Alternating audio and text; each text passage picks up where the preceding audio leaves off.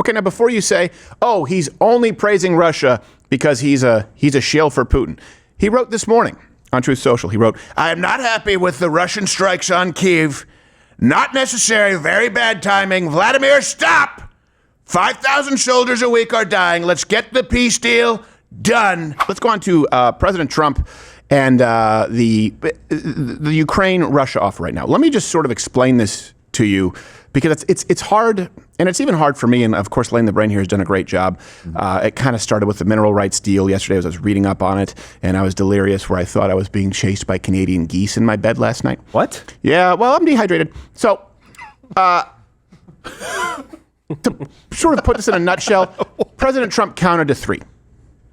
That's the deal that we're looking at right now. He counted to 3, and he's decided, all right, this is final offer for the Russia-Ukraine deal. You guys need to start hashing it out, which brings us to insane in the Ukraine. Insane at the Ukraine. Insane at the Ukraine. I always get Ukraine fatigue, and then I see that stinger. I'm like, okay, I could go one more. Because we didn't make that. Yeah, no, we didn't. That was him. We didn't do that. That was him. So I know everyone is tired. This whole situation, the negotiation, it's turned into a quagmire, right? Russia, Ukraine. It seems like we could be at the end of the road here because luckily we have sent the best man for the job on the ground in Kyiv.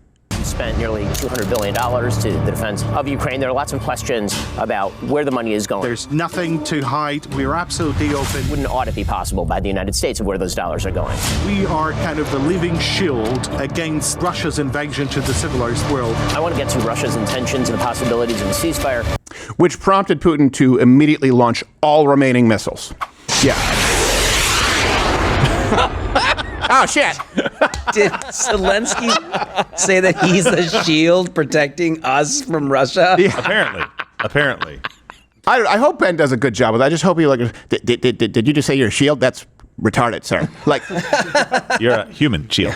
You mean cannon fodder? I mean, let's just see what happens. I'm curious to see what happens. But no one's a fan of this guy at this point, Zelensky. And no, it doesn't mean that you're a fan of Putin either. I know. But Wednesday, and we'll get into the points of the deal, go through it point by point. Hopefully it helps you understand it a little bit better.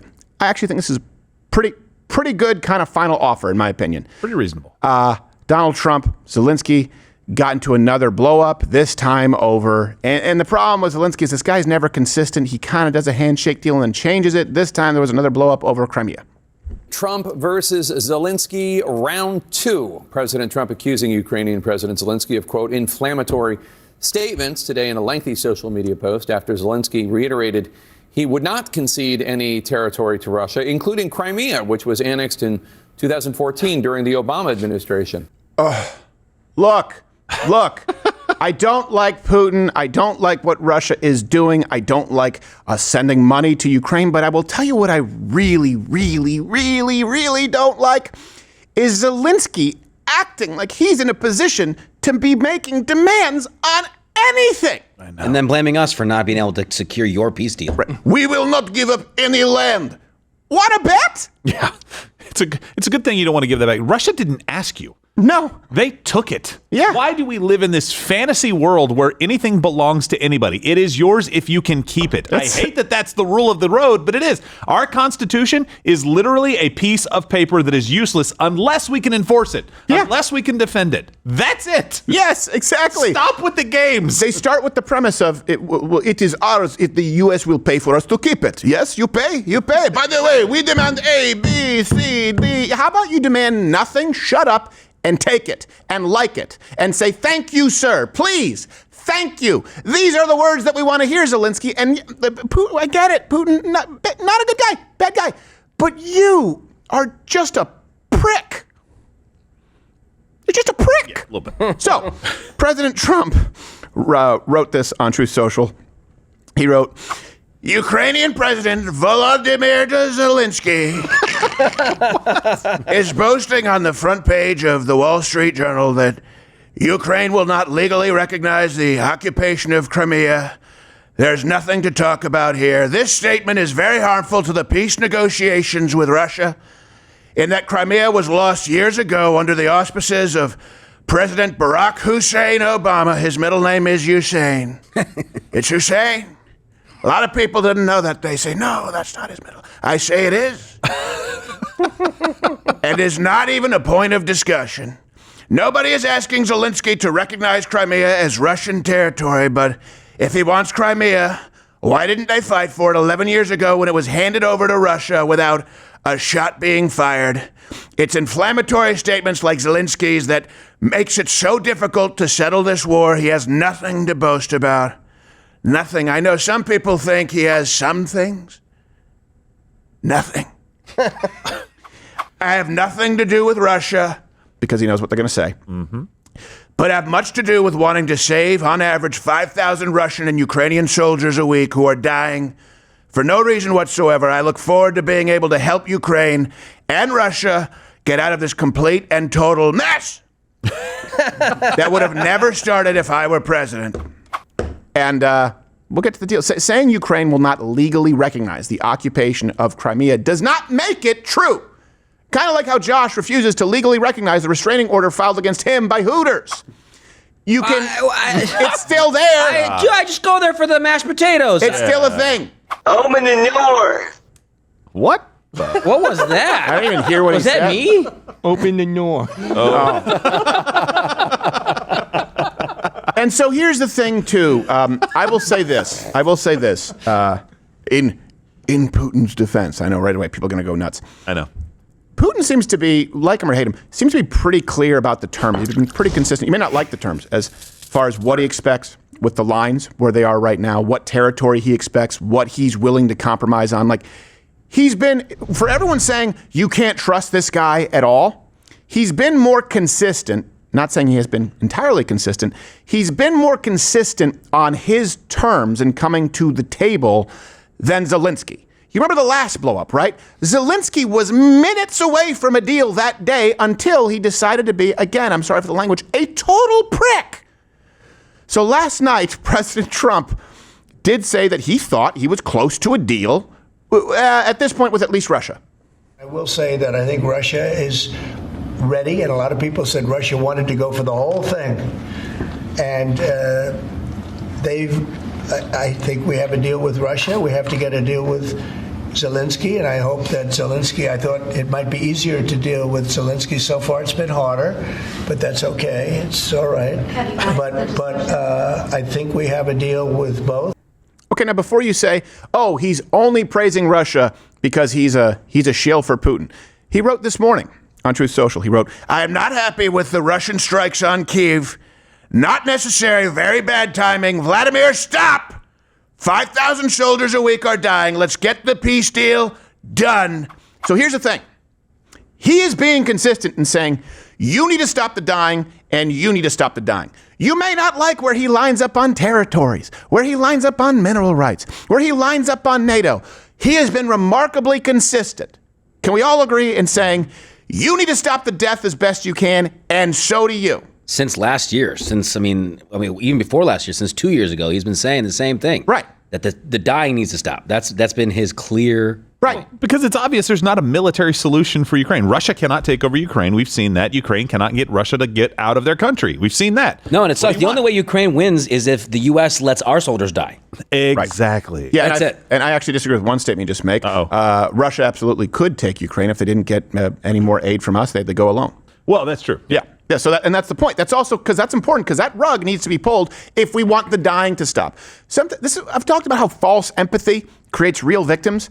This idea that, hey, Ukraine, they need more. Isn't it? It's terrible. People are dying. Okay, sure. So we've given them basically a blank check, right? Has it stopped the dying? Or has it led to more dying? Let's be honest here, right? Everyone was playing on the string of empathy, and sure. We saw what happened. You felt horrible for the people in Ukraine, the freedom fighters, people who wanted to protect their country, their hair. I get that. I also understand why some Russian people would feel galvanized. Doesn't mean that I agree with them, but all of our money. In the first year, you go, well, yeah, okay. Yeah. Yeah, they invaded. Yeah, hey, here's some missiles. Here's some guns. Here's some tanks. Yep. Go kick some ass. Go take your country back. But then after 3 years. Right. And multiple deal after multiple deal. And offensives that turned down. You're like, well, hey. Yeah. What? Now the United States, our funding, because it's more than all of these European nations combined, it is the foundation, right, it's the premise for Ukraine to continue the dying, to continue the kidnapping of their own citizens, including, in some cases, people who really have no business being in the military, to throw them to the front lines of the meat grinder. They can't do that without our constant funding. So please tell me how that's compassionate. Please, you can comment below. Honestly, the alternative, if it's the worst case alternative, that it were to become a part of Russia, I still would say less death. Now, I'm not saying that that's right, but what I am saying is you need to know that your dollars have funded a giant death machine. That is inescapable. So let me ask you this. This is the final peace plan. Is it actually only screwing the Ukraine, as the leftists are writing out there right now? This is from The Atlantic. It says, Trump's proposal to end the war isn't a peace plan. It's a reward for aggression. Just that premise before we get to the points. There's no reward for aggression from a third-party nation throughout human history. You understand that. You know what the reward is for aggression? The spoils of war. Yeah. Right? That's the reward for aggression. In other words, if the United States did not help intercede financially, Russia would already have their rewards. So this is, if anything, this is a curtailed form of spoils of war. They're not getting as much as they would get if we didn't get involved. Ukraine versus, take everyone else out. Ukraine, Russia, guess what? They're Russia. They are Russia. That's what happens historically. A reward for aggression would be a U.S.-sponsored coup, not like 2014, and then giving all of Ukraine exactly to Russia. That would be a reward for aggression. Right. So, and I always go back to Barack Obama telling Mitt Romney the 1980s called "I want their policy back" when he said that Russia was a threat. So they've completely flipped. All right. So let's go through these points, and we're actually going through the points of this final peace plan. You can go and check the reference and read it yourself. Point number one is it requires an immediate ceasefire. So Putin reportedly told Steve Witkoff that he was willing to freeze the invasion at the current lines. So that would be, at this point in time, good for both. Yes, because Putin hasn't agreed to a ceasefire yet. Right. He hasn't really been willing to do that. So that's good. Yeah. Freeze it where it is right now and stop people dying. Freeze the lines where they are right now. Now, I would bet you Zelensky would be like, we want the lines to move back to right where it was before. We lost all this. Wait a minute, you lost a lot of stuff, so you have to compromise. We will not compromise. Okay, no more money. Oh. Point number two, that there need to be direct talks between Ukraine and Russia, meaning we're going to be out of this now. This is not our job. You guys have to start dealing with each other. Grow up. You two go into the room and settle it. It's like two kids fighting all the time. You're like, I've tried to intervene. Yeah. You guys figure it out. I would ask you this, what's the alternative? Keep doing what we're doing? Right. And by the way, it's impossible to do with someone like Zelensky. I will go to table and negotiate. All right, look, here's a very long table. Putin had it imported. He's like, no, I want to change the deal. Okay, so you guys hash it out. Take us out of it.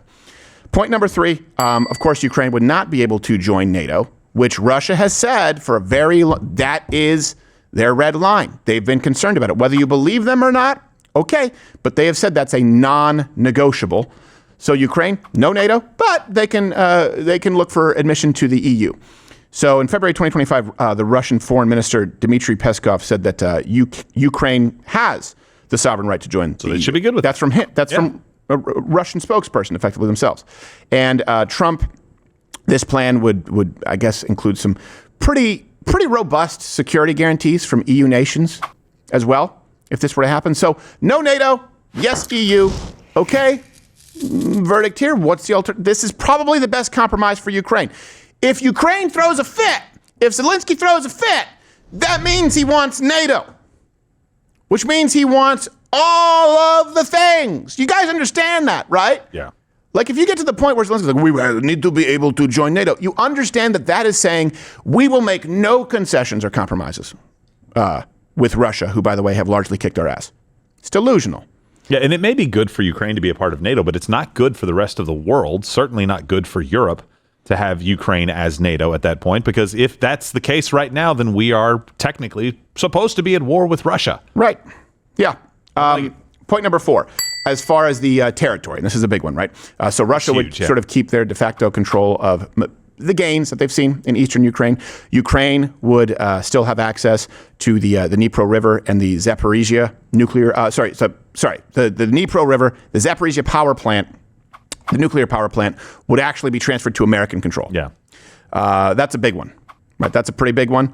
As I understand it, too, I don't know, because last time we covered this, that's just outside the lines of Ukrainian control. Yeah, so the lines wouldn't freeze exactly where they are right now. They would move around just a little bit, but it is not obviously not going back to pre-invasion. Well, they'd move around, for example, if you give American control, that would mean that Russia would be giving that up. Yeah, they'd have to push that back. Yeah, exactly. So there you go. Alternative is, Ukraine, take your chances with Russia having control of the nuclear plant. There would be a formal recognition of Russian control over Crimea, which I bet you is going to be a sticking point, of course, with Zelensky. Trump was, of course, strategically vague about this point when he talked about it last night in the Oval Office. Deal that you have with Russia, does it include recognizing Russia's sovereignty over Crimea? Well, everything is good. Look, I just want to see the war end. I don't care. If they're both happy, they both sign an agreement. I have no favorites. I don't want to have any favorites. I want to have a deal done. So that ends up being obviously better off. It's better for Russia, but Ukraine has they have no hand to play here. It's necessary for them. What's the alternative? People are looking at this like in this very myopic way, like, oh, okay, well, if we could just have Russia get out, they're the aggressor. Fine. We asked them, they said no. What now? Same thing on the Crimea. It's been over a decade. What do you guys? It's counterproductive. It was 8 years between Crimea being taken and Ukraine being invaded by Russia again. Right.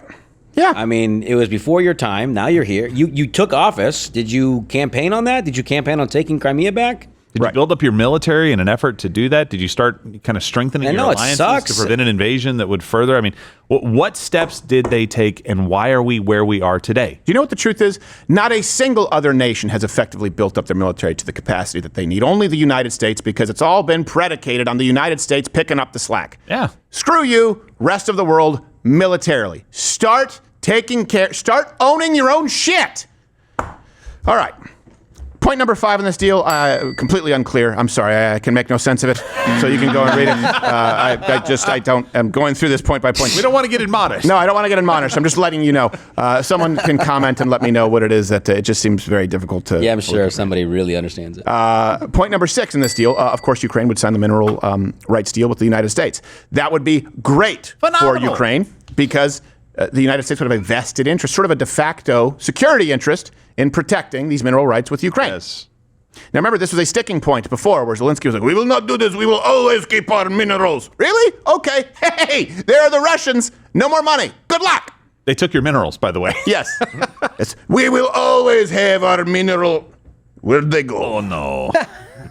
This was the thing that bothered me, I guess, the most about this is that this obviously gave them security guarantees. It gave them ties to the United States that they didn't have without giving them NATO coverage right now. Of course, you could argue that if they'd been in NATO before that this wouldn't have happened in the first place. But yes, that's fantasy land. We're not there. Mm-hmm. We are in a different place right now. If you give it to them right now, it's a really big problem. Right. They could have gotten something very, very close. Well, yeah.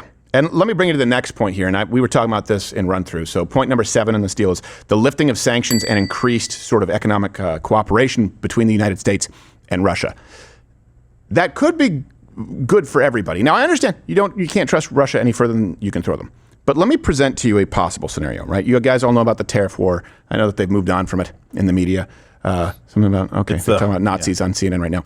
Okay, so the tariff wars, right, specifically China. You don't trust Putin. Okay, I don't trust Putin either. Do you believe that Putin is more untrustworthy than Xi Jinping?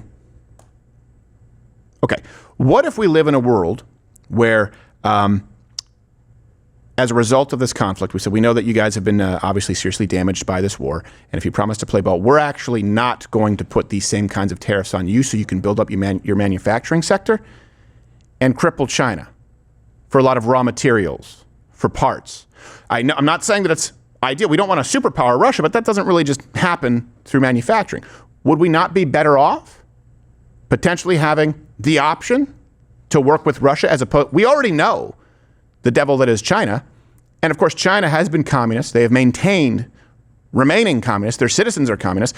At least Russia has somewhat moved the other direction. If you have to pick for, let's say, aluminum, automotive parts, raw materials, would you rather it come from China, or is there an opportunity perhaps where Russia could become maybe a valuable trading partner, and that would prevent them from running into the arms of communist China. What do you got? Just a thought. Just a thought. Keep the tariffs on China. You know what? We're gonna make an exception for you, Russia, for the next, X number of years, and see how it works out. Oh, you're still here? And you're still watching this on YouTube? You've probably noticed something is missing by now. I'm not here. That's because the Live Daily Show is now streaming exclusively on Rumble weekdays at 11 a.m. Eastern. Tune in there, where nothing is censored.